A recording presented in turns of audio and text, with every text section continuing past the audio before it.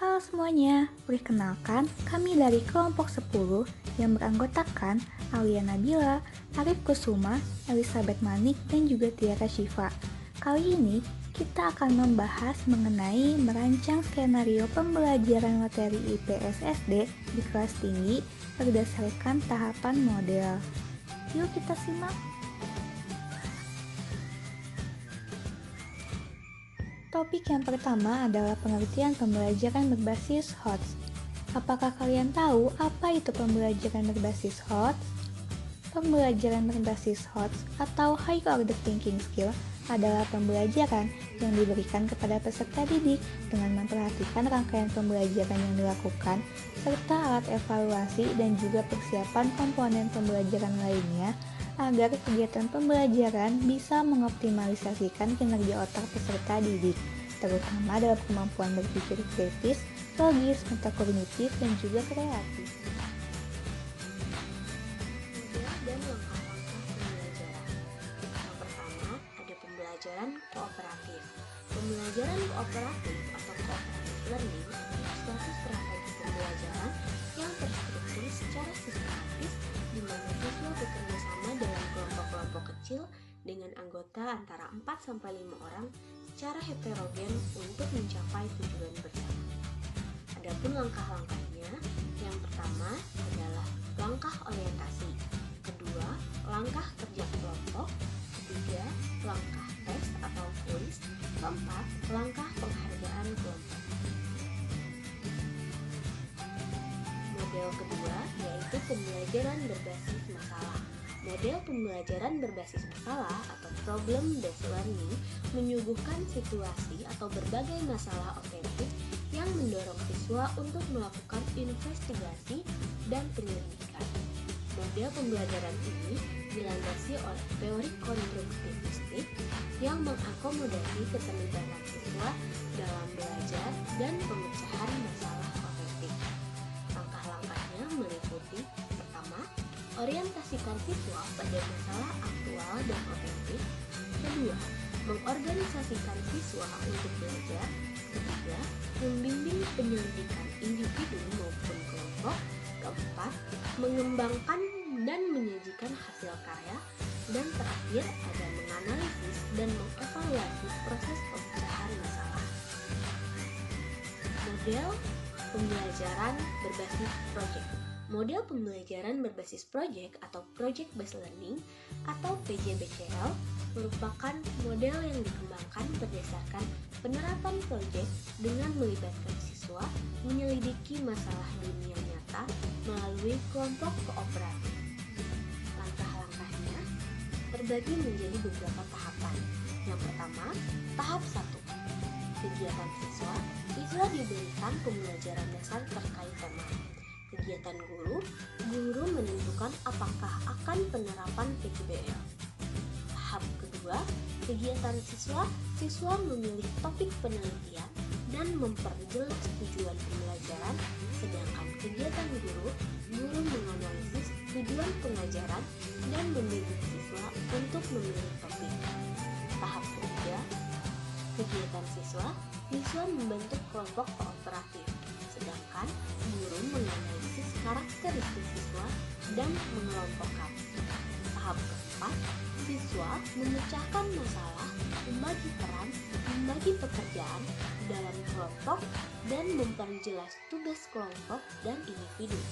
Sedangkan guru menganalisis tugas dan menciptakan situasi pertanyaan dan membangun kelompok kasus. Tahap kelima, siswa menyusun dan merancang rencana untuk kelompok dan individu. Sedangkan guru menciptakan lingkungan yang kooperatif. Tahap keenam, siswa melakukan penelitian kooperatif. Sedangkan guru bertindak sebagai penyelenggara, pengamat, instruktur, dan konselor. Tahap ketujuh, siswa merangkum hasil proyek, sedangkan guru mengomentari hasil proyek. Tahap 8 atau terakhir, secara bersama mengevaluasi hasil pembelajaran. Di sini, guru turut mengevaluasi hasil belajar. Adapun selanjutnya, model pembelajaran simulasi. Model pembelajaran ini berasal dari penerapan prinsip sibernetik. Belajar dengan konsep sibernetik adalah proses mengalami konsekuensi lingkungan secara sensorik dan melibatkan perilaku koreksi diri atau self-correction behavior, sehingga tercipta suatu lingkungan yang dapat menghasilkan umpan balik yang optimal bagi siswa. Langkah-langkah tahap pertama yaitu orientasi, tahap kedua latihan partisipasi, tahap ketiga pelaksanaan simulasi, dan tahap keempat wawancara partisipan. Selanjutnya ada pembelajaran inquiry. Metode inquiry memiliki prosedur pembelajaran yang terstruktur sesuai dengan karakteristiknya. Langkah-langkahnya meliputi orientasi, merumuskan masalah, merumuskan hipotesis, mengumpulkan data, menguji hipotesis, dan merumuskan kesimpulan. Selanjutnya, ada model pembelajaran PBT-PBET atau pelatihan berbasis produksi dan diklat pendidikan berbasis produksi. Model pembelajaran Production Based Training adalah proses pendidikan dan pelatihan yang menyentuh pada proses produksi. Para peserta didik diberikan pengalaman pelajaran pada situasi yang kontekstual mengikuti aliran kerja industri mulai dari perencanaan berdasarkan pesanan, pelaksanaan, dan evaluasi produk kendali produk, hingga langkah pelayanan pasca produksi. Langkah-langkahnya meliputi merencanakan produk, membuat produk, melakukan evaluasi dan jaminan kualitas, dan memasarkan produk. Yang terakhir, model discovery learning. Model discovery learning yaitu memahami konsep arti dan hubungan melalui proses intuitif untuk akhirnya sampai pada dapat kesimpulan. Langkah-langkah dalam model discovery learning terdapat yang pertama, pemberian rangsangan atau stimulation. Kedua, pernyataan atau identifikasi masalah atau problem statement. Ketiga, pengumpulan data atau pendataan. Keempat, pembuktian verifikasi. Yang kelima atau terakhir, menarik kesimpulan atau generalisasi.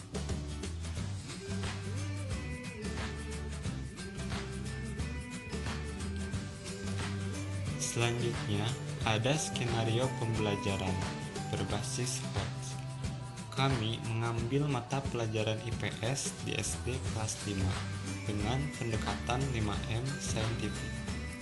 Model pembelajaran yang kami gunakan adalah PBL, Problem Based Learning, dan metode yang kami pakai berupa observasi, diskusi, dan juga tanya jawab. Untuk kompetensi dasar dan juga indikator, kami berfokus kepada kemampuan anak dalam menganalisis penyebab terjadinya permasalahan di lingkungan hidup yang diakibatkan oleh perbuatan manusia, serta menganalisis rumusan penyelesaian masalah dari tindakan manusia tersebut. Lalu, hasil analisisnya akan dikemukakan oleh siswa di depan kelas. Dalam tujuan pembelajaran terbagi menjadi 3 bagian. Ada kegiatan observasi, di mana siswa akan mencari permasalahan interaksi manusia dengan lingkungan hidup dari berbagai sumber yang ia temukan. Lalu dilanjutkan dengan kegiatan diskusi, di mana siswa akan menganalisis permasalahan yang ia temukan dan merumuskan solusinya. Terakhir, ada kegiatan presentasi di mana siswa mempresentasikan hasil analisis yang telah ia lakukan. Materi pembelajarannya adalah interaksi, di mana interaksi ini ada interaksi sosial dan juga ada interaksi dengan lingkungan hidup. Dan yang akan kami bahas di sini adalah interaksi manusia dengan lingkungan hidup. Lalu, kegiatan pembelajaran. Kegiatan yang kami desain ini untuk pembelajaran secara langsung di kelas. Dimulai dari pendahuluan. Guru membuka dengan salam. Siswa berdoa dipimpin oleh satu orang. Guru mengecek kehadiran siswa. Guru dan siswa melakukan tanya jawab terkait materi minggu lalu, yaitu materi mengenai interaksi sosial. Guru menyampaikan tujuan pembelajaran. Guru memotivasi siswa dengan menyanyikan lagu Lihat ke Buluku. Dalam kegiatan inti, siswa menyimak video pembelajaran mengenai interaksi manusia dengan lingkungan. Siswa bertanya mengenai video pembelajaran yang sudah ditampilkan. Guru membagikan lembar kerja siswa mengenai permasalahan interaksi manusia dengan lingkungan. Siswa mencoba melakukan observasi dan merinci semua permasalahan interaksi manusia dengan lingkungan yang mereka temukan.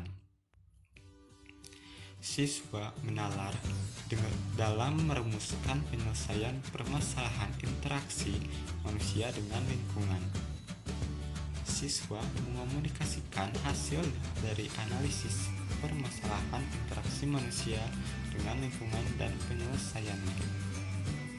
Kegiatan akhir, siswa bersama guru menyimpulkan materi pembelajaran yang telah dibahas. Guru melakukan penilaian melalui tes akhir, dan sebagai penutup, guru memberikan tugas juga mengajukan pertanyaan terkait materi yang telah diajarkan. Terakhir, guru membimbing siswa berdoa untuk menutup pembelajaran. Dan ini ada sumber dan alat pembelajaran yang akan kita gunakan dalam pelaksanaan pembelajaran tersebut. Selanjutnya ada alat evaluasi berbasis HOTS. Yang pertama adalah penilaian sikap. Penilaian sikap ini terbagi menjadi dua, yaitu ada penilaian observasi dan juga penilaian diri. Yang pertama adalah penilaian observasi. Penilaian observasi ini merupakan observasi dan pencatatan sikap siswa selama kegiatan pembelajaran. Berikut adalah contoh lembar observasi sikap. Yang kedua ada penilaian mandiri. Penilaian mandiri ini dilakukan oleh siswa secara mandiri. Berikut adalah contoh lembar penilaian diri untuk siswa.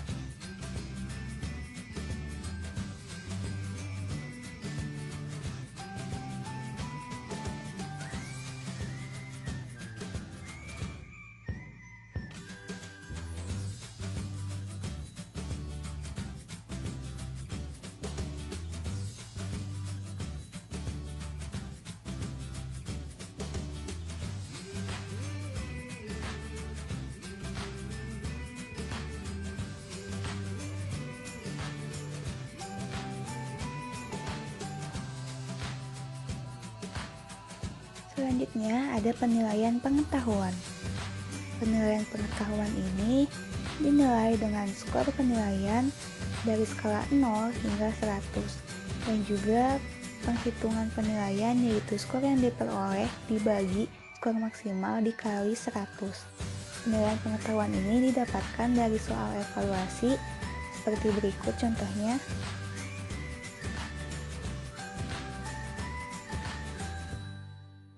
Dan juga dari lembar kerja peserta didik. Berikut adalah contohnya. Selanjutnya, ada penilaian keterampilan. Penilaian keterampilan ini, guru harus membuat kriterianya terlebih dahulu. Berikut adalah contohnya dengan skala 1-4 beserta kriterianya.